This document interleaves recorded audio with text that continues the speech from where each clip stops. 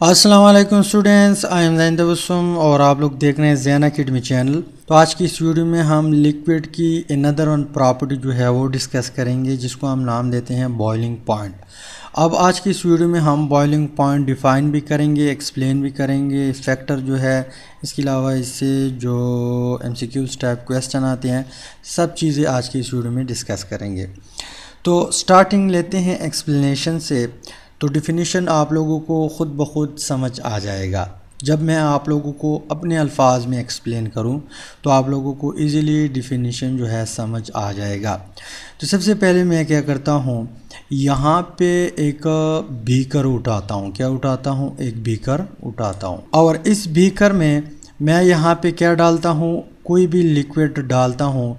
या मान लो यहाँ पे मैंने वाटर मॉलिक्यूल या वाटर जो है डाल दिया। वाटर जो है लिक्विड है, यहाँ पे वाटर मैंने डाल दिया यहाँ तक। अब इस वाटर के ऊपर यहाँ पे एटमॉस्फेरिक प्रेशर लगता है। एटमॉस्फेरिक प्रेशर क्यों लगता है? क्योंकि एटमॉस्फेरिक प्रेशर पूरे वर्ल्ड जो है, जो हमारा प्लेनेट है, ज़मीन है, इसके ऊपर लगता है। मान लो ये क्या है? अर्थ है, जिसमें हम रहते हैं। जो प्लेनेट है अर्थ, ये है अर्थ, और इसके इर्द गिर्द यहाँ पे क्या आ चुका है? यहाँ पे आ चुका है गैसों का एक लेयर, जिसको हम क्या नाम देते हैं? एटमॉस्फेयर देते हैं। तो यहाँ पे डिफरेंट किस्म के गैसेस है। पूरा अर्थ जो है इसने घेर रखा है, यानी आर पार सब एरिया में एटमॉस्फेयर प्रेजेंट है, जिसमें डिफरेंट किस्म के गैसेस है। नाइट्रोजन है, ऑक्सीजन है, हाइड्रोजन है, वगैरह वगैरह। तो ये अर्थ के ऊपर क्या लगा रहा है? प्रेशर लगा रहा है, हर तरफ प्रेशर लगा रहा है। अब ये बीकर अगर हम यहाँ पे अर्थ पे रखे, मान लो ये अर्थ पे पड़ा हुआ है, हम कहीं और प्लेनेट में तो नहीं है, यहाँ अर्थ पे हैं, तो यहाँ पर भी एटमॉस्फेरिक प्रेशर लगेगा इस बीकर के ऊपर। यहाँ पे क्या लगेगा? Atmospheric pressure. यहाँ पे नहीं होगा एटमॉस्फेरिक प्रेशर, यानी जो गैसेस है उसका जो प्रेशर है वो इस लिक्विड के ऊपर लगेगा, राइट। इसके बाद क्या होता है, हम क्या करते हैं, यहाँ पे हीट देते हैं। क्या देते हैं? हीट। यानी यहाँ पे इवेपोरेशन खुद ब खुद स्टार्ट हो सकता है। यहाँ पे जो लिक्विड मॉलिक्यूल है या जो वाटर है उसके वेपर बनेंगे। या यहाँ पे मान लो हमने टेम्परेचर दिया हुआ है। क्या दिया हुआ है? टेम्परेचर। तो यहाँ पे जो लिक्विड के मॉलिक्यूल है उसकी काइनेटिक एनर्जी जो है इंक्रीज़ हो जाएगी। यहाँ पे ये जो मॉलिक्यूल आप लोगों को नज़र आते हैं, ये हम ऑलरेडी डिस्कस कर चुके हैं कि ये रैंडमली मोशन करते हैं। ये मॉलिक्यूल कभी इधर, कभी इधर, कभी उधर, कभी इधर, और ये एक दूसरे के साथ कोलाइड भी होते हैं, मतलब यहाँ पे कोलिजन भी होता है, और वॉल ऑफ द कंटेनर के साथ भी कोलिजन करता है। जब कोलिजन करता है तो किसी मॉलिक्यूल की एनर्जी बहुत ज़्यादा हो जाती है, जो काइनेटिक एनर्जी है ज़्यादा हो जाती हैं, तो वो टॉप पे आ जाते हैं। मान लो मैं यहाँ पे किसी और कलर से शो करता हूँ, ये वो वाले मॉलिक्यूल है जिसकी काइनेटिक एनर्जी बहुत ज़्यादा है, और वो टॉप पे आ चुके हैं। जब टॉप पे आते हैं तो यहाँ पे इन मॉलिक्यूल ने जिस मॉलिक्यूल के साथ इंटरमॉलिक्यूलर फोर्स बनाया हुआ है, अट्रैक्टिव फोर्स बनाया हुआ है, जो कि हम ऑलरेडी डिस्कस कर चुके हैं, 3 टाइप है। यहाँ पे मान लो attractive force, intermolecular attractive force है, ये टॉप वाला मॉलिक्यूल है। या यहाँ पे इस तरह करता हूँ कि ये टॉप वाला मॉलिक्यूल है, ये नीचे वाला मॉलिक्यूल है, यहाँ पे फोर्स ऑफ अट्रैक्शन है। अब इसकी काइनेटिक एनर्जी इतनी ज़्यादा हो जाती है कि ये फोर्स जो है ब्रेक कर देता है। ब्रेक करता है तो ये उड़ने की कोशिश करता है, मतलब वेपर में कन्वर्ट हो जाता है, ऊपर चला जाता है, ऊपर जाने की कोशिश करता है।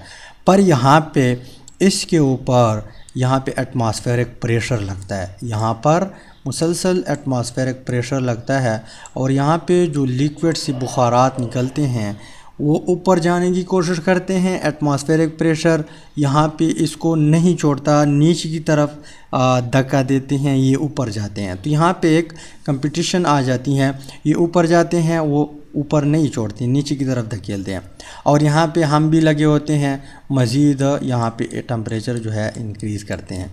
तो एक टाइम आ जाता है क्या जाता है, एक टाइम आ जाता है कि जो एटमॉस्फेरिक प्रेशर है और यहाँ पे जो वेपर प्रेशर है, यानी वेपर प्रेशर एटमॉस्फेरिक प्रेशर के ऊपर भी फोर्स लगा रहा है और एटमॉस्फेरिक प्रेशर वेपर के ऊपर भी फोर्स लगा रहा है। तो एक टाइम आ जाता है कि दोनों इक्वल हो जाते हैं और जिस टेम्परेचर पे ये इक्वल हो जाए उस टेम्परेचर को फिर हम क्या कहते हैं कि ये इस लिक्विड का बॉइलिंग पॉइंट है।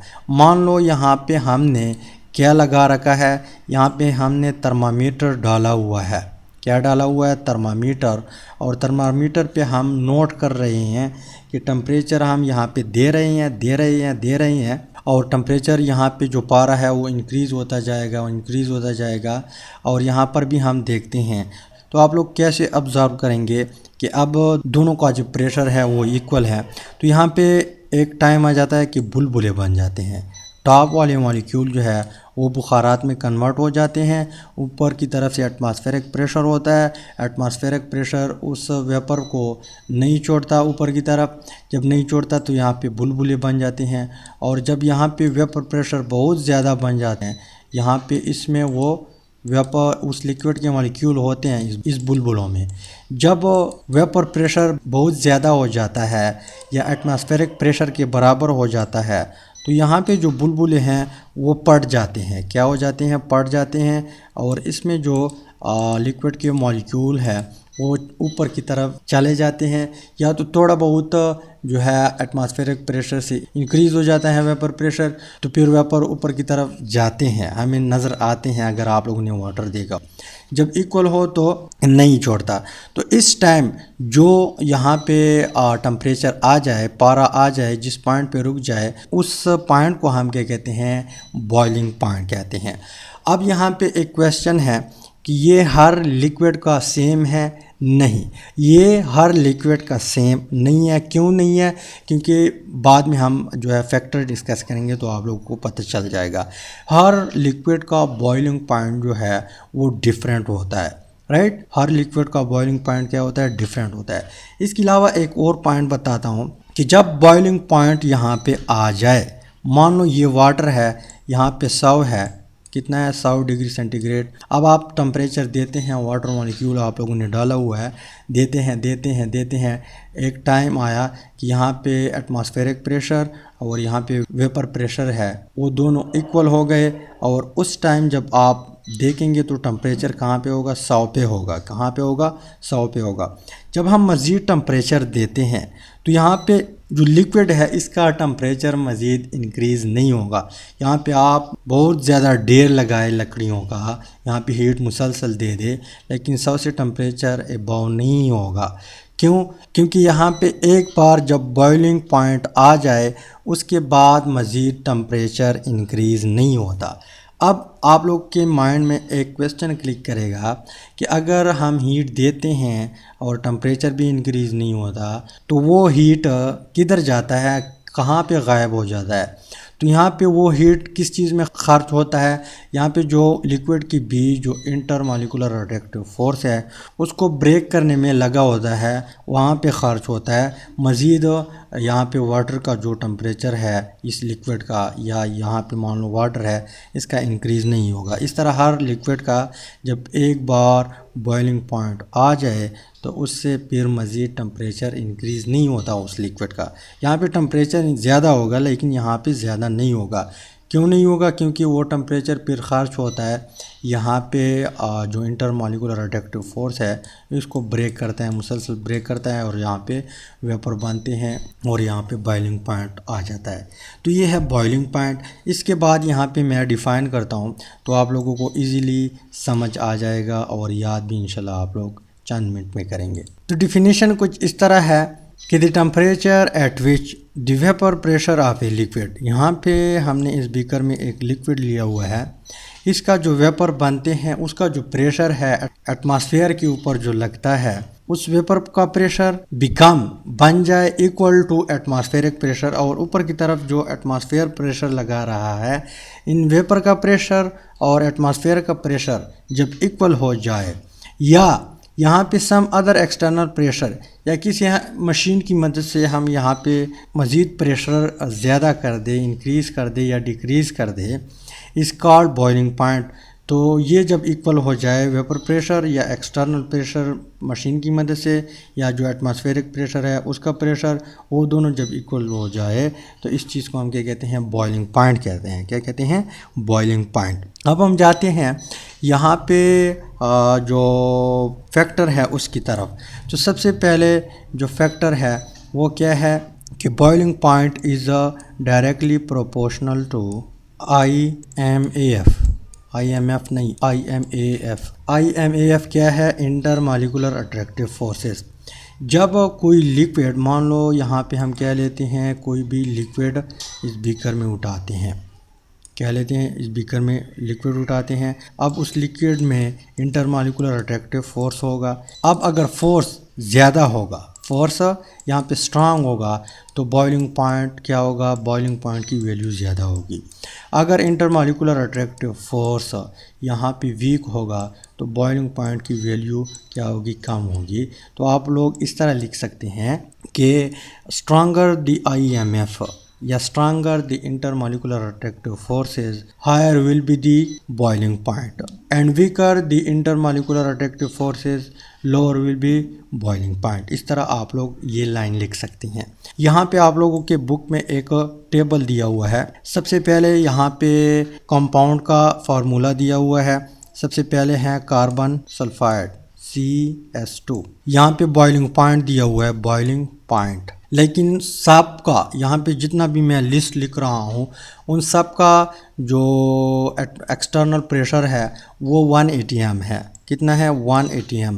क्योंकि अगर हम यहाँ पे मालूम करेंगे डिफरेंट लिक्विड का बॉइलिंग पॉइंट, तो उस टाइम हम प्रेशर जो है, एक्सटर्नल प्रेशर जो है वो सेम रखेंगे, तब हमें पता चलेगा कि किस लिक्विड का बॉइलिंग पॉइंट ज़्यादा है। सबसे पहले यहाँ पे दिया हुआ है कार्बन सल्फाइड, जिसका बॉइलिंग पॉइंट है 46.30 डिग्री सेंटीग्रेड। ये है इसका बॉइलिंग पॉइंट। इसके बाद टेट्राक्लोरोमीथेन दिया हुआ है, टेट्राक्लोरोमीथेन CCl4। इसका जो बॉइलिंग पॉइंट है वो है 76.50 डिग्री सेंटीग्रेड। इसके बाद एक और कंपाउंड दिया हुआ है इथाइल अल्कोहल C2H5OH। इसका बॉइलिंग पॉइंट है, अब यहाँ पे आप लोग देख ले, 1 atm पे सारे हैं, सारे लिक्विड हैं, 1 एटमॉस्फेरिक प्रेशर के ऊपर पड़े हैं और बॉइलिंग पॉइंट यहाँ पे इंक्रीज़ हो रहा है। तो इसका है 78.26 डिग्री सेंटीग्रेड।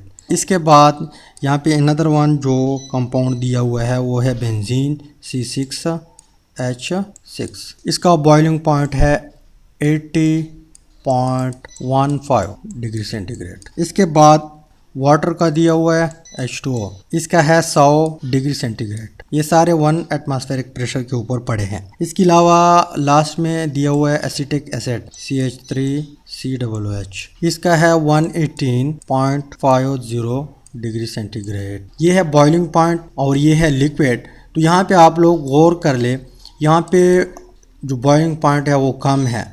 इसका मतलब ये है कि इस लिक्विड में जो इंटर मॉलिक्यूलर अट्रैक्टिव फोर्स है वो वीक है, इसलिए यहाँ पे बॉइलिंग पॉइंट भी कम है। थोड़ी सी एनर्जी जब हम देते हैं तो वेपर बनते हैं। जब हम एनर्जी देते हैं यहाँ पे वेपर बनेंगे। जब बहुत ज़्यादा बनेंगे तो यहाँ पे एटमॉस्फेरिक प्रेशर और यहाँ पे इस कार्बन सल्फाइड का वेपर जो है उसका प्रेशर इक्वल हो जाएगा। तो यहाँ पे एक पॉइंट आएगा कि दोनों इक्वल हो जाएंगे। वो कौन सा पॉइंट होगा, 46.30 डिग्री सेंटीग्रेड पे। तो इट मीन्स कि यहाँ पे ये कम एनर्जी के ऊपर इसकी बीच जो इंटरमॉलिक्यूलर अट्रैक्टिव फोर्स है वो ब्रेक हो जाता है, इसी वजह से इसका बॉइलिंग पॉइंट भी कम है। फिर यहाँ पे आप लोग देख ले 76.50 डिग्री सेंटीग्रेड। इट मीन्स कि इसकी बीच जो इंटरमॉलिक्यूलर अट्रैक्टिव फोर्स है वो इससे स्ट्रॉन्ग है, इसी वजह से इसका बॉइलिंग पॉइंट भी इंक्रीज़ हुआ। फिर यहाँ पे जाए यहाँ तक, यहाँ पे जो लास्ट में एसिटिक एसिड है उसमें इंटरमॉलिक्यूलर अट्रैक्टिव फोर्स बहुत स्ट्रॉन्ग है, इसी वजह से इसका बॉइलिंग पॉइंट भी इंक्रीज़ हुआ। जितना ज़्यादा स्ट्रॉन्ग इंटरमॉलिक्यूलर अट्रैक्टिव फोर्स होगा उतना बॉइलिंग पॉइंट भी ज़्यादा होगा। क्यों? क्योंकि यहाँ पे आप लोग देख ले, जब एसिटिक एसिड यहाँ पे पड़ा हो तो हम एनर्जी देंगे तो कम एनर्जी पे इसके वेपर नहीं बनेंगे। तो मज़ीद हम एनर्जी देंगे देंगे देंगे देंगे, जब 100 पे पहुंचेगा तो इसके थोड़े बहुत वेपर बन जाते हैं और वेपर का प्रेशर जो है कम होगा एटमॉस्फेरिक प्रेशर से। फिर हम मज़ीद इंक्रीज़ करते हैं, जब 120 पे टेम्परेचर पहुंच जाए तो यहाँ पे इतने ज़्यादा वेपर बन जाएंगे कि उसका जो प्रेशर होगा वो एटमॉस्फेरिक प्रेशर के बराबर होगा। इसी वजह से यहाँ पे जब स्ट्रॉन्ग इंटरमॉलिक्यूलर अट्रैक्टिव फोर्स होगा यहाँ पे इसका बॉइलिंग पॉइंट भी ज़्यादा होगा। अब यहाँ पे मैं आप लोगों को एक क्वेश्चन देता हूँ। मान लो हमारे पास क्या है, एक कंपाउंड है ए, इसका बॉइलिंग पॉइंट है 182 डिग्री सेंटीग्रेड। कार्बनिक एसिड है, इसका बॉइलिंग पॉइंट क्या है, कितना है, 182 डिग्री सेंटीग्रेड। अब ये एक क्वेश्चन है, इस तरह क्वेश्चन आप लोगों से पूछ सकता है। बी ऑप्शन है इथाइलिन ग्लाइकोल और इसका जो बॉइलिंग पॉइंट है वो है 197 डिग्री सेंटीग्रेड, दूसरा कंपाउंड। इसके अलावा तीसरा कंपाउंड है जिसका ऑप्शन हम देते हैं सी। कंपाउंड का नेम है नाइट्रिक एसिड और इसका जो बॉइलिंग पॉइंट है वो है 120 डिग्री सेंटीग्रेड। और ऑप्शन डी है नाइट्रोबेंजीन जिसका बॉइलिंग पॉइंट है 210 डिग्री सेंटीग्रेड। अब आप लोग बताएं कि इनमें से किस में स्ट्रॉन्ग इंटरमॉलिक्यूलर अट्रैक्टिव फोर्स होगा। यानी यहाँ पे क्वेश्चन बनता है कि इसका 182 डिग्री सेंटीग्रेड है बॉइलिंग पॉइंट, इसका 197, 120, 210। तो यहाँ पे मैंने आप लोगों को बता दिया कि जहाँ पे बॉइलिंग पॉइंट ज़्यादा हो वहाँ पे स्ट्रॉन्ग इंटरमॉलिक्यूलर अट्रैक्टिव फोर्स होता है। तो यहाँ पे आप लोग बताएं, ऑप्शन ए है, बी है, सी है, डी है, कहाँ पे इंटरमॉलिक्यूलर अट्रैक्टिव फोर्स ज़्यादा होगा। तो डेफिनेटली यहाँ पे डी में ज़्यादा होगा, स्ट्रॉन्ग इंटरमॉलिक्यूलर अट्रैक्टिव फोर्स होगा। क्यों? क्योंकि यहाँ पे जो बॉइलिंग पॉइंट है वो बहुत ज़्यादा है। इसके अलावा इस तरह क्वेश्चन भी आप लोगों को दे सकता है कि आप लोगों को यहाँ पे इंटरमॉलिक्यूलर अट्रैक्टिव फोर्सेस की वैल्यू दी होगी और आप लोगों को बताया होगा कि किसका बॉइलिंग पॉइंट ज़्यादा होगा। यानी क्वेश्चन को उलट भी कर सकता है। इंटरमॉलिक्यूलर अट्रैक्टिव फोर्स की वैल्यू दी होगी, आप लोगों से बॉइलिंग पॉइंट जो है वो पूछा जाएगा। तो जहाँ पे इंटरमॉलिक्यूलर अट्रैक्टिव फोर्स की वैल्यू ज़्यादा होगी वहाँ पे बॉइलिंग पॉइंट भी ज़्यादा होगा, क्योंकि यहाँ पे डायरेक्टली रिलेशन है। क्या है? डायरेक्टली रिलेशन है। Boiling point is directly proportional to intermolecular attractive forces.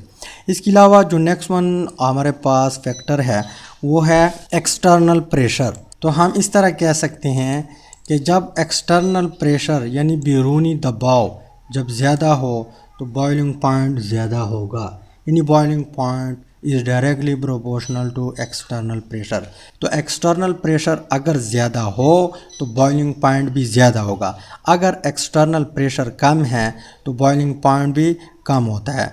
जैसे आप लोगों ने अक्सर सुना होगा कि सी लेवल पे जो एटमॉस्फेरिक प्रेशर है वो ज़्यादा होता है और पहाड़ी एरिया में एटमॉस्फेरिक प्रेशर कम होता है। तो इसी वजह से पहाड़ी एरिया में कोई चीज़ जो है वो सही तरह नहीं पकता। क्यों?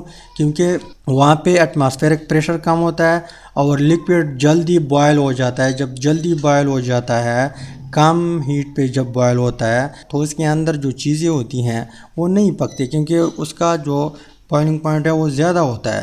तो इसी वजह से हम कह सकते हैं कि boiling point is directly proportional to external pressure. जैसे यहाँ पे हमारे पास क्या है, सी लेवल है। क्या है? यहाँ पे एक पहाड़ है, ऊंचा पहाड़, और यहाँ पे ये इलाका कम होता जा रहा है, कम होता जा रहा है। यहाँ पे सी लेवल है। क्या है? सी लेवल। तो सी लेवल पे जो एटमॉस्फेरिक प्रेशर होता है वो 1 atm होता है। यहाँ पे मान लो एक बीकर पड़ा हुआ है और एक बीकर यहाँ पे पड़ा हुआ है, या यहाँ पे मैं क्या करता हूँ थोड़ा छोटा बनाता हूँ। ये है एक पहाड़ और ये है सी लेवल। क्या है? सी लेवल। अब सी लेवल पे जो है एक बीकर पड़ा हुआ है, इसमें एक लिक्विड है, यहाँ पर भी एक बीकर पड़ा हुआ है, एक लिक्विड है, और ये है एटमॉस्फेयर। क्या है? एटमॉस्फेयर। या यहाँ पे मैं किसी और कलर से, ये क्या है हमारे पास? एटमॉस्फेयर। अब यहाँ पे आप लोग देख लिए, इस एरिया पे ये सारा जो एटमॉस्फेयर है, जो गैसेस है, इस बीकर के ऊपर, यहाँ पे इन सब का प्रेशर लगता है और यहाँ पे बहुत कम हो जाता है। तो जब एक्सटर्नल प्रेशर कम हो जाए बॉइलिंग पॉइंट भी कम होती है। जब एक्सटर्नल प्रेशर ज़्यादा हो जाए तो बॉइलिंग पॉइंट भी ज़्यादा हो जाती हैं, क्योंकि जब हम हाइट पे जाते हैं या यहाँ पे एक्सटर्नल प्रेशर कम हो जाता है तो यहाँ पे हम हीट देते हैं, वेपर बनते हैं। एक्सटर्नल प्रेशर कम है तो दोनों जल्दी इक्वल हो जाएंगे। जब जल्दी इक्वल हो जाएंगे तो उस टाइम पर लिक्विड जो है बॉयल हो जाता है। तो इसी वजह से जब एक्सटर्नल प्रेशर कम तो बॉइलिंग पॉइंट की वैल्यू भी कम, एक्सटर्नल प्रेशर ज़्यादा तो बॉइलिंग पॉइंट की वैल्यू भी ज़्यादा। इसके अलावा यहाँ पे अगर हम कंपैरिजन करें, सेम लिक्विड हम लेते हैं, मान लो हम क्या लेते हैं, वाटर लेते हैं। क्या लेते हैं? वाटर लेते हैं। यहाँ पे एक बीकर पड़ा हुआ है, एक बीकर, और यहाँ पे इस बीकर के ऊपर जो एटमॉस्फेरिक प्रेशर लगता है वो कितना है? 4.5 टार। कितना लग रहा है? मान लो वाटर हमने लिया हुआ है, यहाँ पे जो एटमॉस्फेरिक प्रेशर है या एक्सटर्नल प्रेशर है वो कितना है? 4.5 टार। तो ये 0 डिग्री सेंटीग्रेड पे ये लिक्विड बॉयल हो जाता है। अब अगर 0 डिग्री सेंटीग्रेड पे ये वाटर बॉयल हो जाए तो यहाँ पे इसमें कोई चीज़ पकेगा? नहीं पकेगा। इसके अलावा फिर हम आगे नीचे जाते हैं या इस तरह करते हैं कि बीकर ड्रा करते हैं और इस बीकर के ऊपर जो एटमॉस्फेरिक प्रेशर लगता है वो है 24 टार। 24 टार। टार को मैं इक्वल इस साइन से रिप्रेजेंट करता हूँ, इक्वल टार। तो यहाँ पे एटमॉस्फेरिक प्रेशर इंक्रीज़ हुआ या एक्सटर्नल प्रेशर हमने इंक्रीज़ किया। यहाँ पर भी वाटर पड़ा हुआ है, लेकिन यहाँ पे बॉइलिंग पॉइंट आता है 25 डिग्री सेंटीग्रेड। अब आप लोग देख ले, डायरेक्ट रिलेशन है। क्या है? डायरेक्ट रिलेशन है। जैसे जैसे एक्सटर्नल प्रेशर इंक्रीज़ होता है बॉइलिंग पॉइंट भी इंक्रीज़ होता है। इसके अलावा नेक्स्ट एक भी कर लेते हैं। यहाँ पे एटमॉस्फेरिक प्रेशर लगता है 700 टार। 700 टार। टार क्या है? प्रेशर का एक यूनिट है। टार भी mm ऑफ Hg भी हैं, इसके अलावा atm भी है। डिफरेंट किस्म की यूनिट हैं, हम ऑलरेडी गैस चैप्टर में डिस्कस कर चुके हैं। तो यहाँ पे 700 टार के ऊपर जो वाटर का बॉइलिंग पॉइंट है वो बन जाता है 98 डिग्री सेंटीग्रेड। इसके अलावा एक नेक्स्ट भी कर लेते हैं। इसके ऊपर जो एटमॉस्फेरिक प्रेशर लगता है वो है 760 टार। तो यहाँ पे जो बॉइलिंग पॉइंट है वो 100 पे चला जाता है। कितने पे? 100 पे।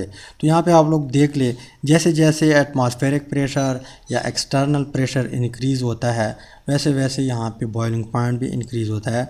तो boiling point is directly proportional to external pressure. तो उम्मीद करता हूँ यहाँ पे बॉइलिंग पॉइंट की और इसकी जो फैक्टर है इसकी समझ आई होगी।